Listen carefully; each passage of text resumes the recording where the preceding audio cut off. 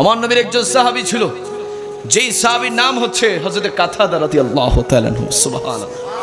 হযরত কাতাদা রাদিয়াল্লাহু তাআলা আনহু আমার নবীর সাথে বদরের যুদ্ধের ময়দানে যুদ্ধ করতে লাগলেন। যুদ্ধ করতে করতে বাবার গভীর মনোযোগ, আমি শেষের দিকে চলে যাচ্ছি। যুদ্ধ করতে করতে হঠাৎ করে ওই কাতাদা রাদিয়াল্লাহু তাআলা আনহুর দিকে কাফেরের বাচ্চারা, মুশরিকের বাচ্চারা তীর ছুঁড়ে মারলেন। ওই তীরের আঘাতে কাতাদা রাদিয়াল্লাহু তাআলা আনহুর দুইটা চক্ষু বের হয়ে যায়, দুইটা চক্ষু বের হয়ে যায়।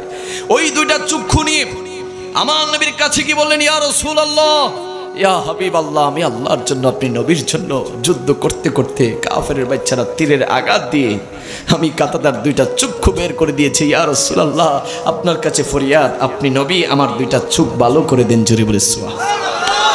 আমার নবী ডাক দিয়ে বলল, ও কাতাদা, তুমি কেন চোখ চাও? তুমি কি চোখ চাচ্ছ? তুমি কি চোখ চাচ্ছ? যে চোখ বের হয়ে গিয়েছে ওই চোখ আবার তুমি ফেরত চাচ্ছ, নাকি তুমি জান্নাত চাচ্ছ? জোরে বলে সুবহানাল্লাহ।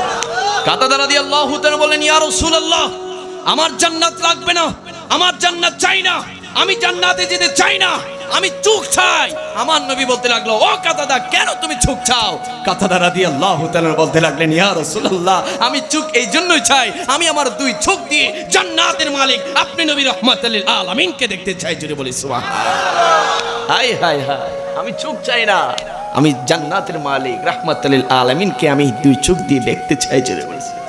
এটা ছিল সাহাবায়ে কেরামদের প্রেম, ভালোবাসা, মহব্বত। ওই ভালোবাসা আমরা আমাদের অন্তরে রাখতে চাই কি চাই না?